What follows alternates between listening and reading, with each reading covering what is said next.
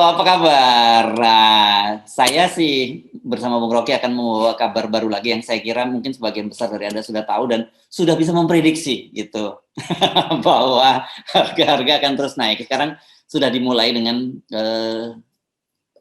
gas yang non subsidi, Bung Rocky ya. Jadi diputuskan naik per tanggal 27. Per tanggal 27 berarti hari ini hari libur kita dapat bonus kenaikan harga harga gas non subsidi itu.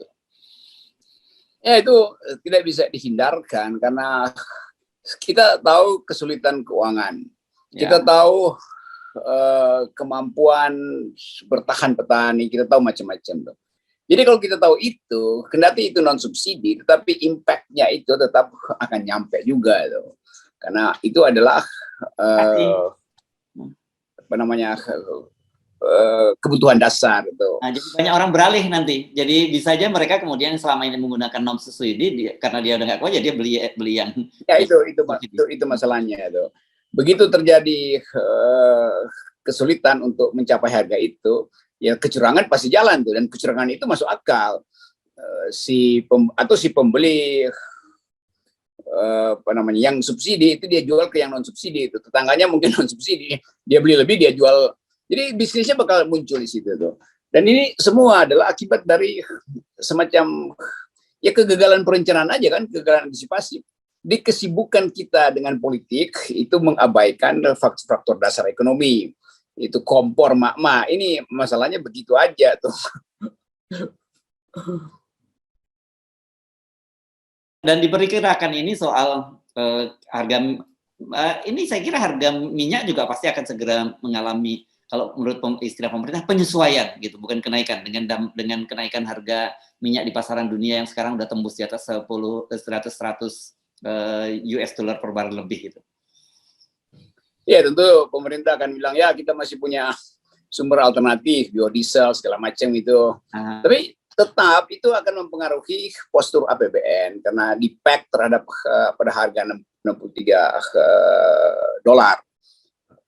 Jadi kita melihat sebetulnya ada eskalasi di dalam ya eskalasi maksudnya kerumitan kehidupan ekonomi, tetapi pemerintah menganggap bahwa ya udahlah itu urusan rakyat, urusan kami pemerintah adalah tetap ingin memperpanjang kekuasaan, kan begitu soalnya kan. Jadi sebetulnya kita melihat bahwa bukan sekedar empatinya nggak ada, tapi pengetahuan dia tentang kesejahteraan rakyat nggak ada itu.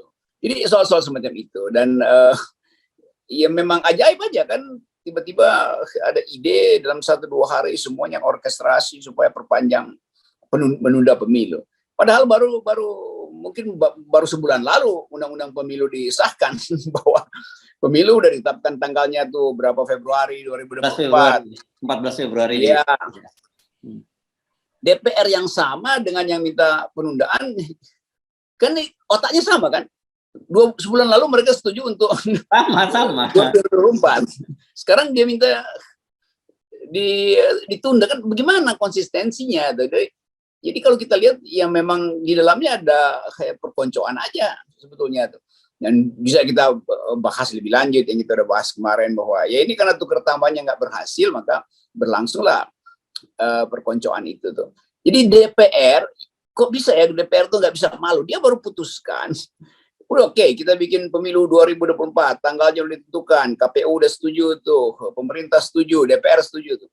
Tiba-tiba dalam 3 minggu dia berubah pikiran tuh. Nah itu tidak mengagetkan karena presiden juga sudah berubah pikiran.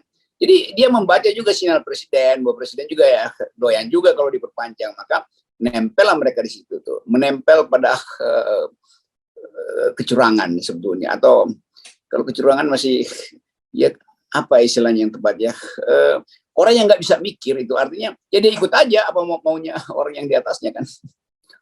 Jadi kan sebenarnya gampang banget logikanya. Jadi kalau akan ditambah lagi 3 tahun, berarti ya siap-siap antri minyak goreng sampai tahun 2027 gitu. Kemudian siap-siap semua barang-barang naik, pajak-pajak akan naik. Dan saya sih sudah bisa membayangkan bahwa nanti yang diubrak-ubrak itu ketika jadi pajak, dan pajaknya itu pasti dari rakyat yang akan, atau segala macam hal mau dipajakin ini kan, dengan cara dengan melihat ekonomi seperti sekarang ini. Ya memang cuma itu sumbernya, dan peningkatan segala macam ya jenis pajak baru akan dipakai lagi kan. Dan sebetulnya kita ingin tahu apa sih sebetulnya kepentingan menunda pemilu itu. Artinya memperpanjang COVID, kan begitu kan? Karena belum laku semua tuh PCR kitnya itu. Jadi kita nggak tahu apa intinya atau apa poinnya menunda pemilu itu. Karena krisis ekonomi. Loh, krisis ekonomi itu udah berlangsung bahkan sebelum COVID kok. Gimana? Jadi memang mesti dipercepat. Kan kita selalu bilang lebih baik percepat end game daripada memperpanjang. Dan kalau presiden merasa bahwa partai-partai bilang ya udah 73% presiden, ya udah, artinya presiden udah sukses. Ini saatnya dia mundur supaya dia nggak meninggalkan ketidaksuksesan. Bisa 2 bulan lagi dia nggak sukses justru itu. Kan paling bagus dia mundur sekarang. Saya Presiden Republik Indonesia karena saya udah merasa cukup, maka saya mundur aja tuh. Udah sukses kan. Bukan nambah justru bisa jadi kejeblos lagi itu. Nah ini jebakan-jebakan Batman semacam ini yang kita ingin terangkan melalui etika politik kan. Jadi apa dasarnya menunda pemilu? Kalau ekonomi ya memang buruk ekonomi kok dari awal tuh. Apalagi coba kita nggak ada poin apa-apa kan selain soal ekonomi yang diajukan tuh. Padahal sebetulnya ya nggak ada jaminan bahwa nanti setelah pemilu ekonomi membaik. Kalau tren ekonominya memburuk terus kan, karena trennya memburuk maka ditipulah dengan survei itu seolah-olah baik. Padahal seluruh faktor yang menerangkan publik gembira dengan capaian presiden itu buruk semua kan. Kan mestinya kan yang diukur adalah janji presiden dengan yang sekarang, bukan apa yang dicapai sekarang kan. Kan presiden berjanji keluarin satu-satu tuh. Ini kartu pintar, ini kartu belajar, ini kartu prakerja, terus apa lagi? Ini kartu sembako tuh. Jadi semua kartu dikeluarkan presiden dan janji kartu itu nggak ada satupun yang terpenuhi itu. Karena satu-satunya kartu yang dia nggak keluarkan adalah kartu dungu yang masih disimpan di kantongnya. Oke, dengan logika itu justru menarik ini. Saya membaca usulan dari Antoni Budiawan ya. Saya kira ekonom kita ini dia mengusulkan ke dalam situasi sekarang itu yang tepat bukan dimundurkan, justru dimajukan. Logika dia menarik. Satu misalnya dimundurkan. Ya, dimajukan, bukan dimundurkan. Kenapa? Ya. Karena dalam situasi sekarang katanya satu kita pemerintah itu masih boleh melanggar ketentuan defisit anggaran dari lebih dari 3% ya melalui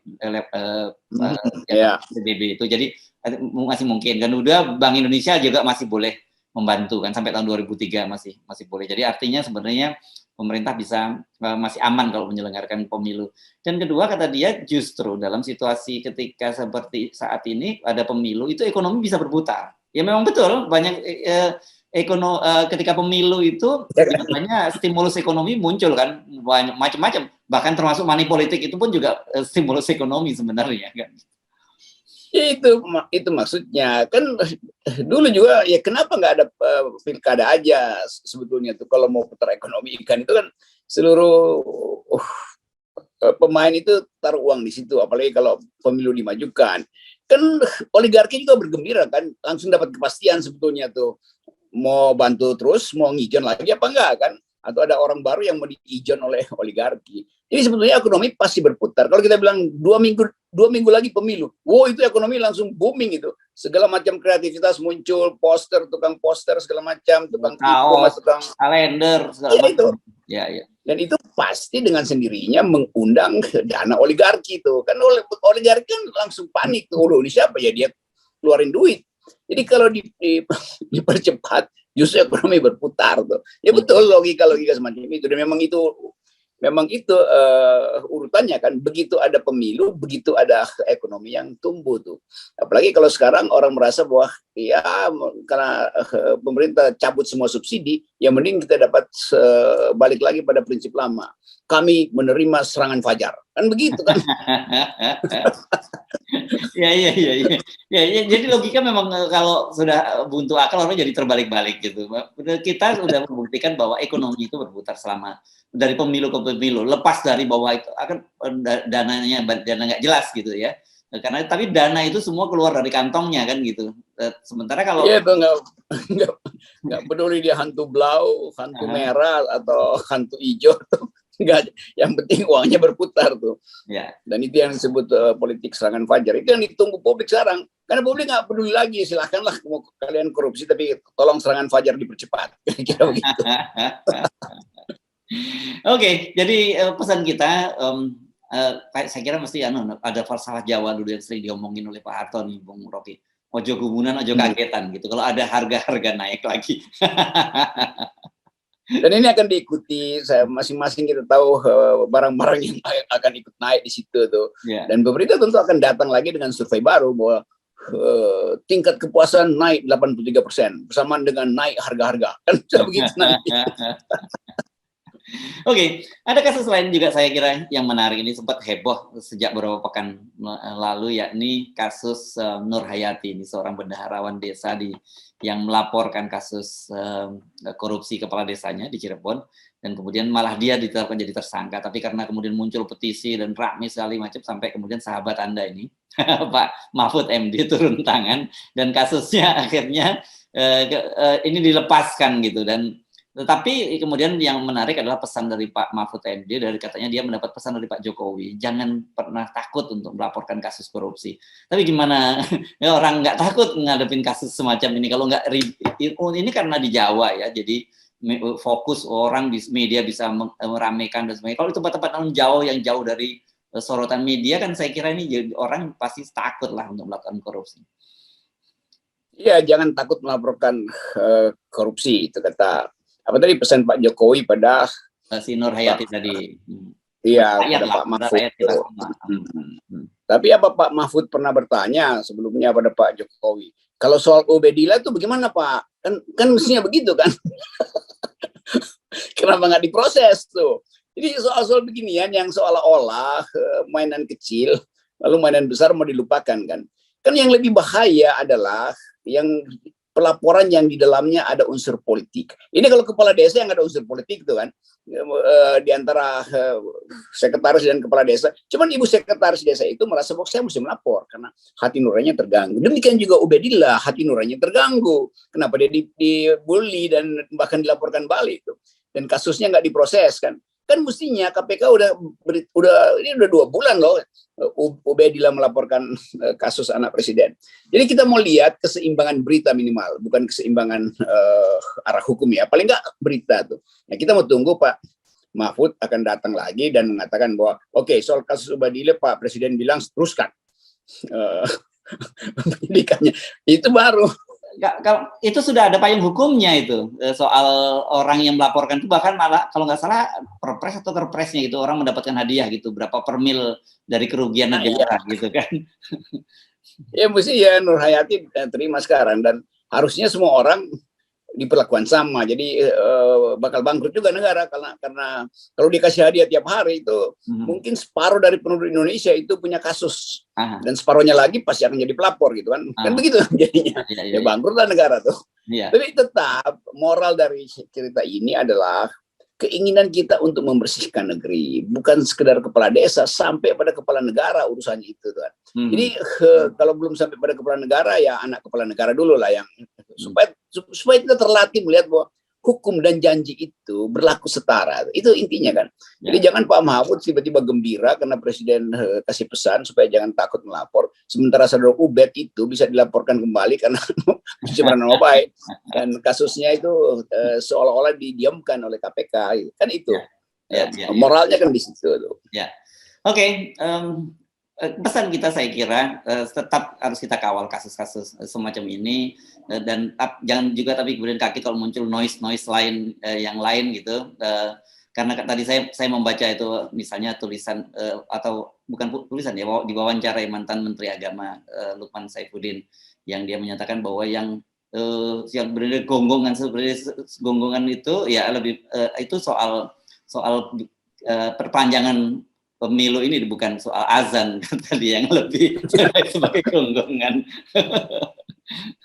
Ya, kita masih akan lihat ujung dari soal gonggong-menggonggong ini, dan kelihatannya isu-isu besar sekarang justru digonggongi oleh ketua-ketua partai itu kan, supaya ribut di antara mereka sendiri itu penipuan suaranya ada di situ tuh. Dan suara Caimin, suara Airlangga, suara apa lagi nih P3 segala macam itu gonggongan yang membuat bising sistem konstitusi kita tuh. Iya. Dan itu jauh lebih mengganggu daripada suara azan dari masjid dan musola gitu. Oke. Terima kasih Bung Rocky. Tetap seperti biasa kita akan kawal terus dan Salam. 0%. Oke.